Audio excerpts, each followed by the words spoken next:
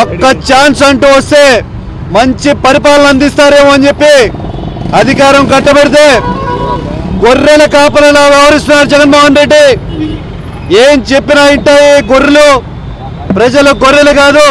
మీరు చెప్పేవన్నీ వింటున్నారు, చేసేవన్నీ చూస్తున్నారు, తప్పకుండా బుద్ధి చెప్తున్నారు, బుద్ధి చెప్తారు రాబోయే సార్వత్రిక ఎన్నికల్లో అని తెలియజేస్తున్నాను. ఈ రోజున నగరంలో చూస్తే ఇటు పక్క ఫ్లెక్స్లు అయ్యగారే నంబర్ 1 అనే విధంగా ఉన్నాయి. ఈ రోజున చూసినట్లయితే చదువుకున్న యువతకి ఉద్యోగాలు ఇవ్వలేకపోయాడు జగన్మోహన్ రెడ్డి, అయినా అయ్యగారే నంబర్ 1. ఉద్యోగస్తులకు వాగ్దానం చేసినట్లు సిపిఎస్ విధానాన్ని రద్దు చేయకపోగా సమయానికి జీతాలు ఇవ్వలేకున్నాడు, అయినా అయ్యగారే నంబర్ 1. వృద్ధాప్యంలో పెన్షన్లో కూడా కోతలు విధిస్తున్నాడు, అయినా అయ్యగారే నంబర్ 1. ఈ రోజున నగరంలో చినుకు పడితే రోడ్లంతా కూడా గుంతలమయం అవుతున్నాయి, అయినా కూడా అయ్యగారే నంబర్ 1.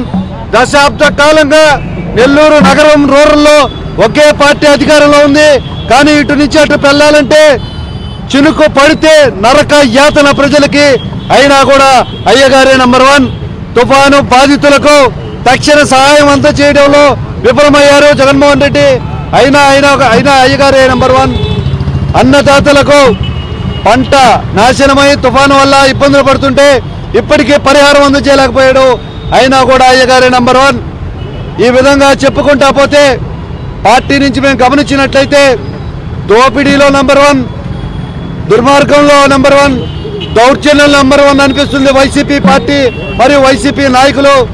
సైదాపురంలో అక్రమంగా కోట్ల రూపాయల మైనింగ్ చేస్తూ ఉంటే నిమ్మక నీరెత్తునట్టున్నారు ఈ అధికారులు, చోద్యం చూస్తున్నారు, పైపెచ్చు నిరసనలు చేస్తున్న మిత్రపక్షాలపైన హిస్సాలపై దాడికి చేయించే ప్రయత్నం చేస్తున్నారు.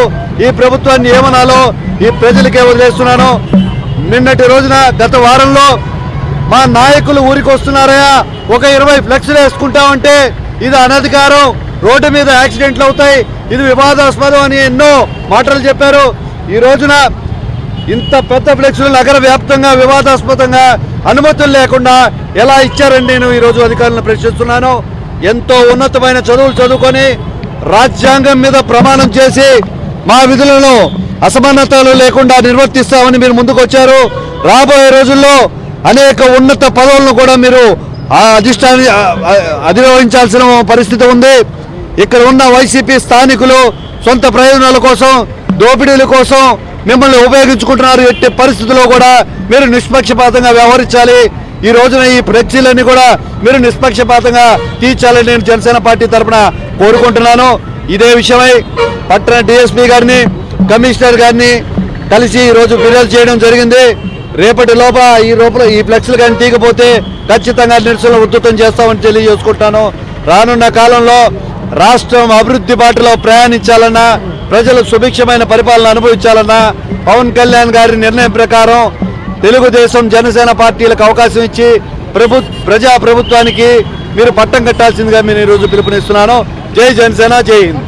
మరిన్ని వీడియోస్ కోసం ఛానల్ ని సబ్స్క్రైబ్ చేయండి, లేటెస్ట్ అప్డేట్స్ కోసం వాట్సాప్ ఛానల్ ని ఫాలో చేయండి అండ్ లింక్ డిస్క్రిప్షన్ లో ఉంది.